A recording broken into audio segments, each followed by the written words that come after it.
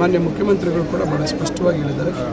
High command ಅವರು ಏನು ಹೇಳ್ತಾರೆ ಅದಕ್ಕೆ ನಾನು ಬದ್ಧ ಅಂತಕ್ಕಂಥ. ಅದರಿಂದ ನಾವೆಲ್ಲರೂ ಹೈಕಮಾಂಡ್ ಅವರ ತೀರ್ಮಾನಕ್ಕೆ ಕಾಯ್ತಾ ಇದ್ದೀವಿ. ಮಾಧ್ಯಮಗಳಲ್ಲಿ ಇರ್ತಕ್ಕಂಥ ಊಹಾಪೋಹ ಮತ್ತೊಂದು ಅದ್ರ ಬಗ್ಗೆ ನಮಗೇನೋ ಮಾಹಿತಿ ಇಲ್ಲ. ಅದರಿಂದ ಪಕ್ಷದ ಹೈಕಮಾಂಡ್ ಏನು ಸೂಚನೆ ಕೊಡುತ್ತೆ ಅದಕ್ಕೆ ಮುಖ್ಯಮಂತ್ರಿಗಳ ಆದಿಯಾಗಿ ನಾವೆಲ್ಲರೂ ಅದಕ್ಕೆ ಬದ್ಧ.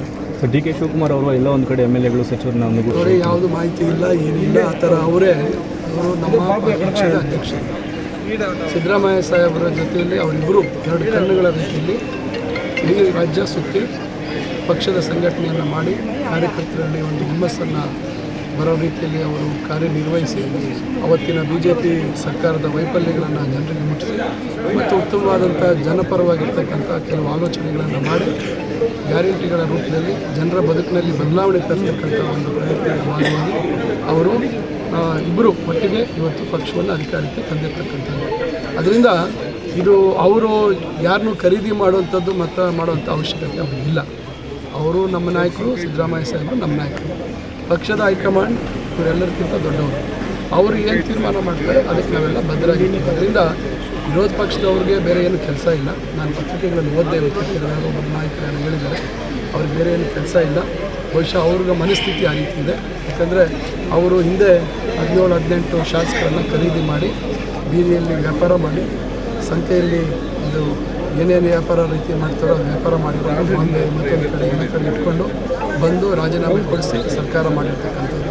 ಬಹುಶಃ ಆ ರೀತಿ ಏನಾದರೂ ಆಲೋಚನೆಗಳು ಮತ್ತೊಂದು ಆ ರೀತಿ ಒಂದು ಮೈಯಲ್ಲಿ ಆ ರೀತಿಯ ರಕ್ತ ಏನಾದರೂ ಹರಿತಾ ಇದ್ದರೆ ಅದು BJP ಅವರಿಗೆ, ಅದು ಇಡೀ ನಮ್ಮ ರಾಜ್ಯ ಅಲ್ಲ ಇಡೀ ದೇಶದಲ್ಲಿ ಆ ರೀತಿ ಮಾಡಿದ್ದಾರೆ. ಅವರು ಯಾರ ಮೇಲೆ ಕಳಂಕ ತರ್ತಾರೆ, ಯಾರ ಮೇಲೆ ವಿಡಿಯೋ ಮಾಡ್ತಾರೆ, ಯಾರ ಮೇಲೆ ಇನ್ಕಮ್ ಟ್ಯಾಕ್ಸ್. ಕೋಲಾರ ಜನತೆಗೆ ದಸರಾಗ ಒಂದು ಆಫರ್ ಸರ್, ಕೇವಲ 599 ರೂಪಾಯಿಗೆ ಥಿಯೇಟರ್ ವಿತ್ ಡೆಕೋರೇಷನ್, ಒಂದು ಟೇಟಿ, ಒಂದು ಫ್ಲವರ್ ಬೊಕ್ಕೆ ಇಷ್ಟು ಇರುತ್ತೆ ಸರ್. ನಮ್ಮಲ್ಲಿ birthday, wedding anniversary, mom to be, bride to be, groom to be ಎಲ್ಲಾ ತರ ಹ್ಯಾಪಿ ಮೂಮೆಂಟ್ಸ್ ನ ಸೆಲೆಬ್ರೇಟ್ ಮಾಡ್ಕೋಬಹುದು. Location Kolar MG road near Axis bank opposite. ಮಾಡ್ತಾರೆ, ಯಾರ ಮೇಲೆ CBI ರೈಡ್ ಮಾಡ್ತಾರೆ, ಇವೆಲ್ಲ ಮಾಡ್ತಾರೆ.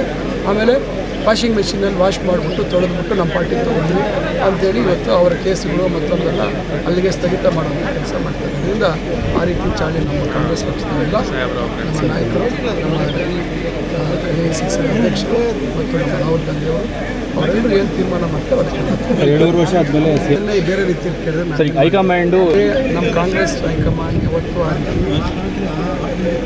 ಏನು ಯೋಚನೆ ಮಾಡಿದ್ರೆ ತೀರ್ಮಾನ ಮಾಡೋದು.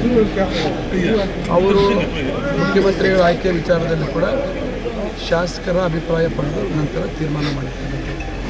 ಆ ರೀತಿ ಸಂದರ್ಭ ಏನಾದರೂ ಬಂದರೆ ನಮ್ಮಲ್ಲಿ ಆಂತರಿಕ ಪ್ರಜಾಪ್ರಭುತ್ವಕ್ಕೆ ಹೆಚ್ಚು ಗೌರವ ಇದೆ ನಮ್ಮ ಪಕ್ಷದಲ್ಲಿ.